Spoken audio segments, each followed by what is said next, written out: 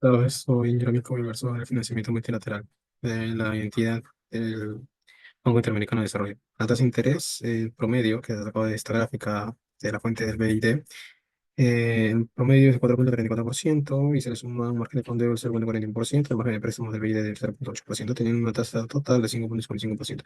Los plazos de amortización, vencimiento máximo hasta 25 años.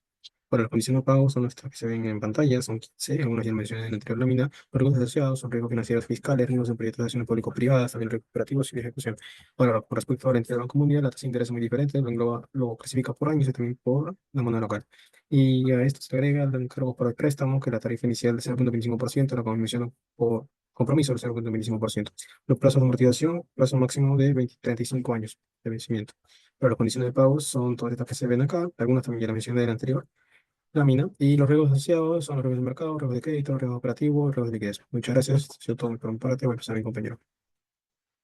Tanto la asociación público-privada, en este proceso el sector privado asume parte de la inversión junto con el Estado, ya sea con recursos propios o mediante financiamiento bancario o emisión de bonos. La APP puede ser autofinanciada o cofinanciada. En nuestro caso hablamos de una APP cofinanciada, la cual utiliza los recursos públicos y además puede requerir de la contratación de garantías financieras. El Estado no solo entrega la concesión, sino que además aporta dinero a través de mecanismos como el RPI, retribución de inversiones, RPD y el PMR. En la tabla podemos ver la participación del Estado y el sector privado según las diversas fases, como construcción y operación, y además algunas garantías que se le exige al concesionario en las diversas etapas del proyecto. Pasando al plan de gestión financiero, se observa de que durante los 3 primeros años se presentan ingresos elevados. Esto refleja una fuerte necesidad de financiamiento. La inversión total asciende a 870 millones para infraestructura. De este monto se propone que el 80% se financie y el repago de la deuda se estructura en 20 años, con una cuota anual de 65 millones. Como resultado, tenemos estos datos y este esquema de flujo de caja, el cual no presenta el flujo de caja negativo y permite recuperar la inversión gradualmente a partir del quinto año. Voy a hablar un poco sobre las correcciones, ¿no? Mencionar que el ferrocarril, este proyecto da ciertos beneficios, ¿no? Los que están colocados acá, donde para poder obtener sus valores monetarios hemos tenido que considerar ciertos indicadores, ¿no? Como en el primer beneficio, ¿no? Que se considera los indicadores de los pasajeros, el estado de buses, el valor social del tiempo y el tiempo con proyecto o sin proyecto, ¿no? ¿No? Y después de ello se ha aplicado esa fórmula para el primer caso y se ha podido obtener la cuantificación, ¿no? Para los 30 años. Y acabemos del año 1 y del año 30, ¿no? Y para qué alternativas, ¿no? Y así para cada uno de los beneficios. Después de ello, para el mecanismo de financiamiento, en lo que respecta al financiamiento público, se tiene estos tres tipos de financiamiento, ¿no? PGR, subvenciones estatales y impuestos de recursos públicos, ¿no? Donde en cada uno mencionamos el esquema de funcionamiento y aplicación para ese proyecto ferroviario, donde después de ello se analizó la viabilidad financiera, ¿no? Donde la tasa de interés y la amortización es aplicable para estas fuentes de financiamiento, donde acá mencionamos las condiciones de pago para cada uno y la viabilidad, ¿no?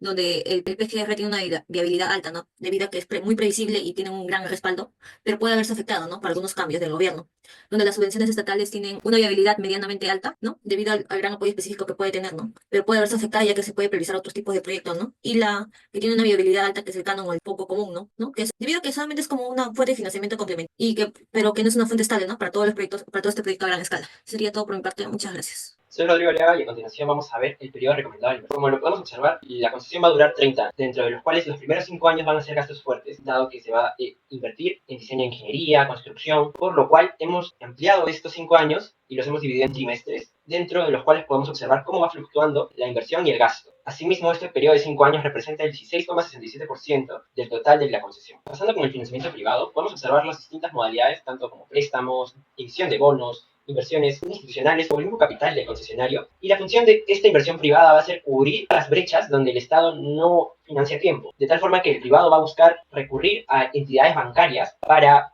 mediante un juego en el porcentaje de interés y respecto a lo que va a ganar posteriormente, poder ejecutar esa parte del proyecto y no retrasarse. Un caso aplicativo sería que el concesionario necesitase 300 millones en los primeros 5 años, o una parte de los 5 años, específicamente en la gráfica, entre el trimestre 14 y 16, para cubrir esta brecha. Quizás no 300 millones, quizás un monto menor, pero que sea lo suficiente para cubrir esta brecha y poder adelantar la ejecución de los proyectos. Pasando al cronograma de desembolsos, en la versión original del proyecto vemos cómo el Estado asigna un presupuesto enorme en las partes iniciales, ya considera con la buena pro y el inicio del proyecto y se gasta en diseño, en estudios, pero vemos cómo entre el trimestre 14 y el trimestre 16 empiezan a haber dificultades, ya que los desembolsos llegan tarde. Entonces es una brecha que tiene que cubrir el privado, ya sea con el financiamiento privado o los otros que vimos anteriormente. Así que tenemos una propuesta para este cronograma de desembolsos y es hacerlo de manera escalonada. Según sean los gastos fuertes, que se estiman va a ser entre el cuarto y el 12º trimestre, hacer en estos trimestres los montos fuertes, de manera escalonada, de tal forma que al final el privado pueda avanzar durante el proyecto sin ninguna brecha en estado negativo, manteniendo su